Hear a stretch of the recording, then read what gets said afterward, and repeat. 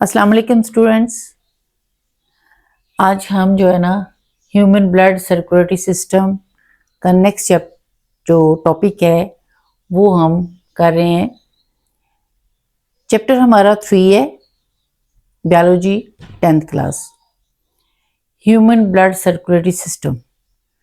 कल हमने जो है ना इसका ब्लड के बारे में बताया था आपको कि इसके 2 कंपोनेंट्स हैं, बल्कि 3 कंपोनेंट्स हैं ह्यूमन ब्लड सर्कुलेटरी सिस्टम के, जिनमें से एक ब्लड है, ब्लड वेसल्स हैं और हार्ट है। तो हम ब्लड को जो है ना वो एक्सप्लेन कर रहे हैं। तो मैंने आपसे ये बात की थी कि ब्लड में 55% जो है वो प्लाज्मा है और 45% जो है ना वो ब्लड सेल्स या सेल लाइक बॉडीज है। तो इसमें हमारे पास जो ब्लड प्लाज्मा है वो हम इस तरह इसमें ब्लड को प्लाज्मा से जब हम यानी सेल्स को प्लाज्मा से अलग करते हैं, जब किसी भी लेबोरेटरी के अंदर जब करना हो तो इसमें एंटीकोगुलेंट सब्सटेंस डालते हैं, एक लिक्विड सा होता है। उसे ये होता है कि प्लाज्मा ऊपर आ जाता है और ब्लड सेल्स चूंकि वो थोड़े हैवी होते हैं वो नीचे बैठ जाते हैं। तो यहाँ पे हमने एंटीकोगुलेंट इस्तेमाल किए। 55% हमारे पास प्लाज्मा ऊपर आ गया और 45% जो ब्लड सेल्स हैं, means red blood cells, white blood cells, platelets and cell like bodies, वो 45% है। वो चूंकि वो थोड़े वेट में हैवी होते हैं इसलिए वो नीचे बैठ जाते हैं। अब हमारे पास जो प्लाज्मा है, अब प्लाज्मा में क्या क्या पाया जाता है? Plasma which is a consist of 90% water होता है। प्लाज्मा से में सबसे ज्यादा, चूंकि लिक्विड ही है ये, इसमें पानी होता है, वाटर है। प्रोटीन्स हैं, डिफरेंट प्रोटीन्स हैं। आपको बताऊंगी कौन कौन सी प्रोटीन है। 8% जो है ना वो प्रोटीन पाई जाती है और 1% अदर सब्सटेंसेस होते हैं। तो ये तो था हमारा प्लाज्मा की कंपोजिशन। अब आ जाते हैं cells, white blood cells and platelets 0.9%, white blood cells and platelets 0.9% पाए जाते हैं। रेड ब्लड सेल्स 99.1% पाए जाते हैं। ठीक है, यानी कि ब्लड का जो कलर है वो रेड ब्लड सेल्स की वजह से होता है। और रेड ब्लड सेल्स में जो कि हीमोग्लोबिन होती है उसका कलर रेड होता है। इस वजह से ज़्यादा जो है, जो सेल्स में जो परसेंटेज है वो रेड ब्लड सेल्स की है। इसको हम आगे जाके तफसीलन पढ़ेंगे। अब हमारे पास प्रोटीन्स कौन कौन सी हैं, जो कि हमने क्या है, प्लाज्मा प्रोटीन्स। प्रोटीन्स पहली तो हैं एंटीबॉडीज। हमारी बॉडी के अंदर एंटीबॉडीज पाई जाती हैं, यानी ब्लड के अंदर, जो कि बॉडी को डिफेंड करती हैं against different diseases, different germs. कि हमारी बॉडी के अंदर जब भी जर्म्स वगैरह जाएंगे ये फौरन उनको इनगल्फ कर लेते हैं, उनको ख़त्म कर देते हैं। ये हमारा ये डिफेंडिव सिस्टम है। Second is a fibrinogen. Fibrinogen is also a protein and which help clotting the blood. Blood को क्लॉट करता है, ठीक है, यानी क्लॉट करने में मदद देता है। अगर हमें चोट लग जाती है या हमारे बॉडी के अंदर से अल्लाह ना करे कोई एक्सीडेंट की वजह से या किसी वजह से, तो ये क्लॉट करता है, यानी उसको मदद देता है। Third is a albumin. अब एल्ब्यूमिन क्या करता है, which maintain the osmotic pressure of blood. उसको ऑस्मोटिक प्रेशर को मेंटेन करता है, यानी कितना पानी आ रहा है, कितना जा रहा है, ये सारा उसका जो थ्रू ऑस्मोसिस के ये सारा एल्ब्यूमिन जो है ना उसको कंट्रोल कर। सेकेंडली इसमें होते हैं साल्ट्स। अब कौन कौन से साल्ट्स हैं?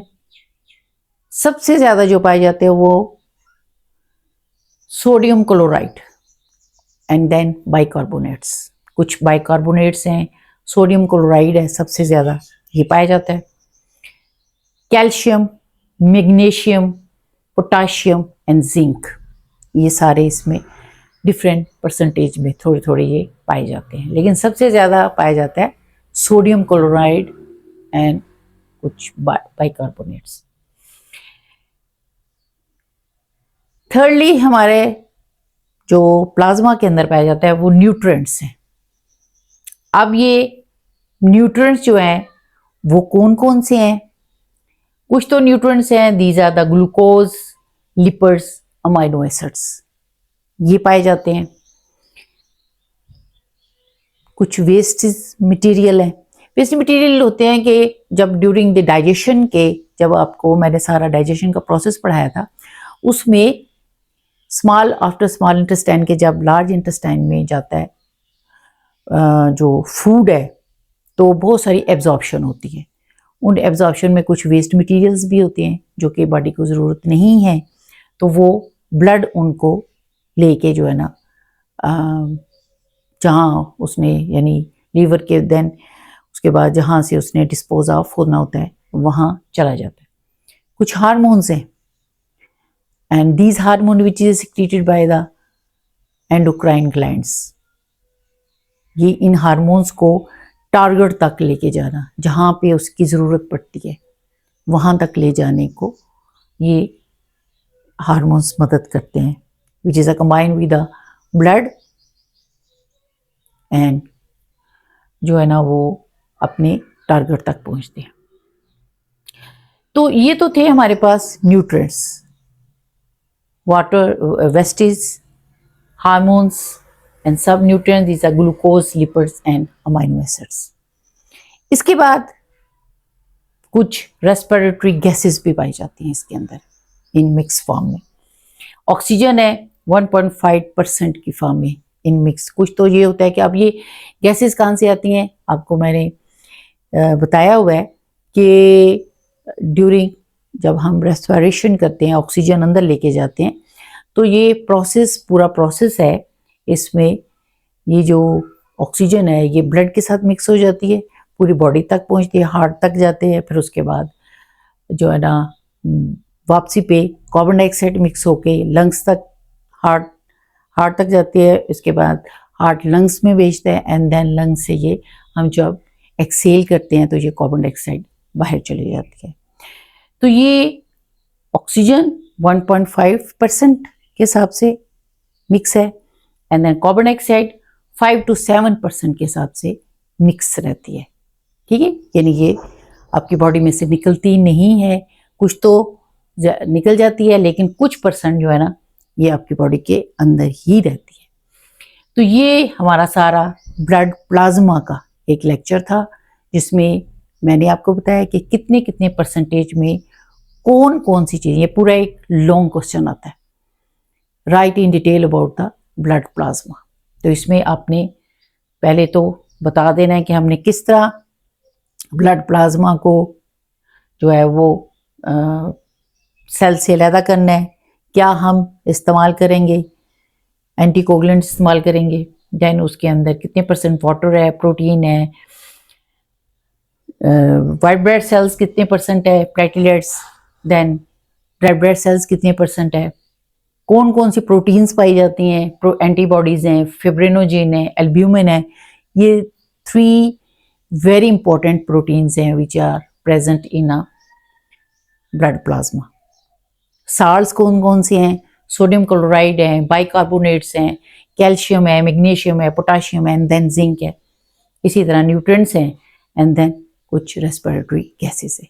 तो मुझे उम्मीद है कि आपको इसकी समझ आ गई होगी और इसके जो शॉर्ट क्वेश्चंस हैं वो मैं आपको अभी बताती हूँ नेक्स्ट लेक्चर में कि कौन कौन से इसके एक्सपेक्टेड शॉर्ट क्वेश्चंस बन सकते हैं। शुक्रिया।